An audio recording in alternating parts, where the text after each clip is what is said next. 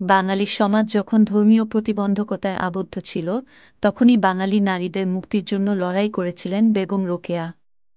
তিনি আমাদের পিছিয়ে পড়া বাঙালি নারীদের মধ্যে শিক্ষা আলো জ্বালিয়েছেন, শিক্ষার অধিকারের জন্য আজীবন লড়ে গেছেন। তখনকার সময়ে নারীকে হেয় প্রতিপন্ন করার বিরুদ্ধে তিনি কলম ধরেছেন, লিখেছেন। কুসংস্কারে আচ্ছন্ন ও ধর্মীয় গোঁড়ামিপূর্ণ বাঙালি সমাজে 1880 সালে রংপুর জেলায় সম্ভ্রান্ত এক মুসলিম জমিদার বাড়িতে জন্মগ্রহণ করেন বেগম রোকেয়া। ওই সময় বেশিরভাগ কুসংস্কার ও গোঁড়ামি নারীদের নিয়ে সৃষ্টি হয়েছিল। পর্দা প্রথার নামে মুসলমান নারীদের ঘরে বন্দি করে রাখা হতো। পিতা ছিলেন জহিরুদ্দিন মোহাম্মদ আবু আলী হায়দার এবং মাতা রাহেতুন্নেসা সাবেরা চৌধুরানী। বাবা জহিরুদ্দিন মোহাম্মদ ছিলেন সমাজসেবক, ন্যায়পরায়ণ ও অত্যন্ত উচ্চশিক্ষিত। তিনি বিভিন্ন ভাষায় পারদর্শী ছিলেন। কিন্তু নিজে শিক্ষিত এবং বাড়ির ছেলেদের শিক্ষিত করলে কি হবে, মেয়েদের ক্ষেত্রে তিনি প্রচুর রক্ষণশীল ছিলেন। তখনকার সময়ে মেয়েদের কঠোর রক্ষণশীলভাবে রাখা হতো। বিদ্যোৎসাহী ও সাহিত্যানুরাগী বেগম রোকেয়ার শৈশব তখন কঠোর পর্দা প্রথার ভেতরে যাচ্ছিল। কিন্তু রোকেয়ার শিক্ষার প্রতি আগ্রহে বড় ভাই ইব্রাহিম সাবের এগিয়ে আসেন।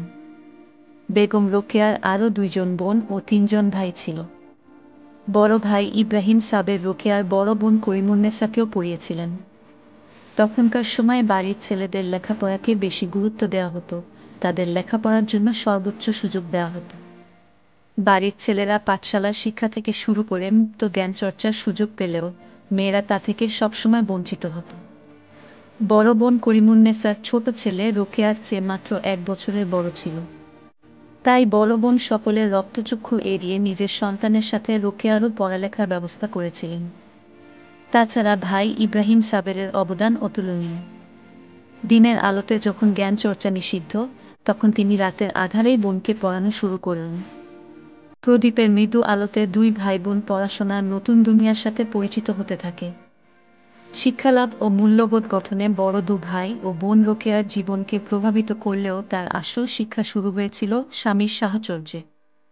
ভাইদের কাছ থেকে বাংলা, ইংরেজি, উর্দু, ফার্সি এবং আরবি আয়ত্ত করলেও পরবর্তীতে স্বামীর সাহচর্যে তা অন্য মাত্রায় চলে যায়। শৈশব কাটিয়ে রোকেয়া তখন বড় হয়েছেন। সুন্দরী ও সম্ভ্রান্ত পরিবারের কন্যা হওয়ায় অনেক পাত্র আসতে থাকল। কিন্তু বড় ভাই ইব্রাহিম সাবেরের মাথায় তখন অন্য চিন্তা। তিনি চেয়েছিলেন কোনোভাবেই যেন রোকেয়ার পড়ালেখা বন্ধ না হয়। অনেক খুঁজে তিনি ঠিক করলেন দীর্ঘদেহী, বিপত্তিক ভাগলপুরের ডেপুটি ম্যাজিস্ট্রেট সাখাওয়াত হোসেনকে। এমনকি 22 বছরের বড় বিপত্তিক সাখাওয়াত হোসেনের একজন মেয়েও ছিল। 1896 সালে মাত্র 16 বছর বয়সী বেগম রোকেয়াকে তিনি বিয়ে করেন। দেখতে অসুন্দর বা খুঁত থাকলে কি হবে, তাদের বিয়ে রোকেয়ার জন্য বিশাল কর্মযজ্ঞের দ্বার উন্মুক্ত করে দেয়। স্বামী সাখাওয়াত হোসেন বেগম রোকেয়ার লেখাপড়ার প্রতি অকুণ্ঠ আগ্রহ দেখে তাকে আরও শিক্ষিত করে তুলতে এবং লেখালেখিতে সাহায্য করতে লাগলেন। এই শিক্ষায় তাকে ভাবিয়ে তোলে সে সময়ের অন্ধকারাচ্ছন্ন সমাজ, কুসংস্কারাচ্ছন্ন জীবন, শিক্ষাহীন নারী সমাজের মুক্তির কথা। নারীদের অশিক্ষার অন্ধকার থেকে কি করে তাদের টেনে তোলা যায় সে ভাবনা থাকত তার মাথায়। বেগম রোকেয়ার সাহিত্য চর্চার সূত্রপাতও হয়েছিল স্বামীর অনুপ্রেরণায়। 1920 সালে পিপাসা নামক একটি বাংলা গদ্য রচনার মধ্য দিয়ে তার সাহিত্য জীবন শুরু হয়। পিপাসা বের করার পর 1905 সালে সুলতানাস ড্রিম নামক একটি ইংরেজি গ্রন্থ বের করেন তিনি। স্বামী সাখাওয়াত হোসেন লেখাটি পড়ে অভিভূত হয়ে পড়েন এবং তাকে উৎসাহ দেন লেখাটি বই আকারে প্রকাশ করার জন্য। বেগম রোকেয়ার বিস্ময়কর পাঠকনন্দিত লেখা সুলতানাস ড্রিম। সুলতানার স্বপ্নের মাধ্যমে কল্পলোকের কাহিনী তুলে ধরা হয়েছে। পৃথিবীতে মেয়েদের মুক্তভাবে ভ্রমণ করা নিয়ে এই গ্রন্থ।